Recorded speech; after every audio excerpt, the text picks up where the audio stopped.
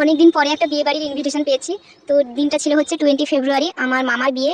তো এটা হচ্ছে বিয়ের রাতের মেনু, মানে আমরা যে বিয়ে করাতে গেছিলাম ওখানটায়। এখানে আমরা সবাই খেতে বসে পড়েছি, আমাদের স্যালাড দিয়ে গেছে, এটা হচ্ছে লেবু, গাজর আর শশা। আর তারপরে হচ্ছে এটা মোচার চপ দিয়ে গেছে আমাদের। তারপরে এখানটায় সাদা ভাত দিল, এরপর দিল হচ্ছে আলু ভাজা। আর তারপরে হচ্ছে ডাল, আমার এই বিয়ে বাড়ির ডাল সত্যি খুব ভালো লাগে। ডাল তারপরে আলু ভাজা দিয়ে একটু মাখিয়ে খেলাম, এরপর একটু লেবু মাখিয়ে ডালের সাথে আলু ভাজা দিয়ে, সত্যি দারুণ লাগে এটা খেতে। এরপর এলো হচ্ছে এঁচোড় চিংড়ি। তো এটাও খেতে ভালোই ছিল, কিন্তু আমার কাছে একটাও চিংড়ি মাছ আসেনি। পুরো সবটাই এঁচোড় এসেছিল, একটাও চিংড়ি মাছ আসেনি তো আমার কাছে। তো এরপর আমাদের দিয়ে গেছে হচ্ছে দই কাতলা। তো মাছটাও খুব ভালো ছিল খেতে, কিন্তু মাছটা আমি পুরোটা খেতে পারিনি, তো আমি মাকে তুলে দিয়েছিলাম মাছটা। তারপরে চলে এসেছিল হচ্ছে আমাদের আজকে স্টার আইটেম মাটন। আর এখানে মাটন দিচ্ছিল আমাদের, আমি একটু মাটন ছিঁড়ে ছিঁড়ে একটু ভাতের সাথে মাখিয়ে খাচ্ছিলাম। ভালোই খেতে, তবে আমি সত্যি বলতে মাটন খেতে ভালো লাগে, কিন্তু আমি ওই 2-3 পিসের বেশি আর খেতে পারি না। তারপরে তো যাই হোক, এখানটায় আমের চাটনি দিয়ে গেছে।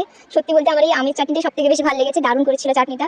আর তারপরে হচ্ছে পাঁপড় ভাজা দিল, আমি একটু ওই পাঁপড় ভাজা দিয়ে আমের চাটনি দিয়ে খাচ্ছিলাম আমার কায়দায় নয়, এরকম সবাই খায় প্রায়, ভালো লাগে এরকম। এরপর হচ্ছে মিষ্টি দিচ্ছিল, আমি মিষ্টিকে একটু বারণ করে দিলাম, দেবো না, আমার ভালো লাগে না এতটাও মিষ্টি খেতে। আর তারপর হচ্ছে আইসক্রিম দিয়ে গেল, কর্নেটো। আমি কিন্তু 2টো কর্নেটো খেয়েছি, কারণ আমার বাবা আইসক্রিম খায় না, তো আমি আমারটাও খেয়েছি আবার আমার বাবারটাও খেয়েছি।